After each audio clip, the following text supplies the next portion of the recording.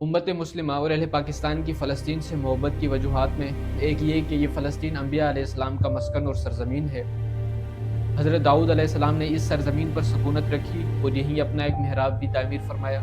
حضرت سلیمان علیہ السلام اسی ملک میں بیٹھ کر ساری دنیا پر حکومت فرمایا کرتے تھے۔ چونٹی کا وہ مشہور قصہ جس میں ایک چونٹی اپنے باقی ساتھیوں سے کہتی ہے کہ اے چونٹیوں اپنے اپنے بلوں میں گھس جاؤ، یہیں اس ملک میں واقع اسکلان شہر کی ایک وادی میں پیش آیا تھا، جس کا نام بعد میں وادی النمل یعنی چونٹیوں کی وادی رکھ دیا گیا۔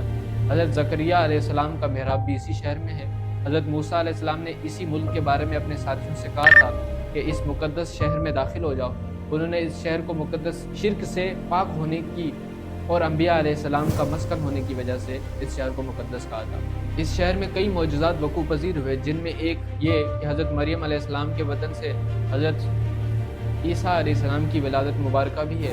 حضرت عیسیٰ علیہ السلام کو جب ان کی قوم نے قتل کرنا چاہا تو اللہ تبارک و تعالیٰ نے انہیں اسی شہر سے آسمان پر اٹھایا تھا۔ قیامت کی علامات میں سے ایک یہ کہ حضرت عیسیٰ علیہ السلام کا زمین پر واپس تشریف اسی شہر میں ہوگا۔ اسی شہر کے ہی مقام یعنی باب لد پر حضرت عیسیٰ علیہ السلام مسیح دجال کو قتل کریں گے۔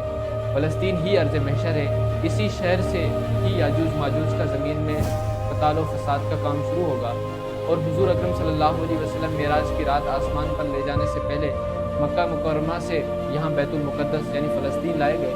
سرکار دو عالم صلی اللہ علیہ وسلم کی ابتدا میں انبیاء علیہ السلام نے یہاں نماز ادا فرمائی۔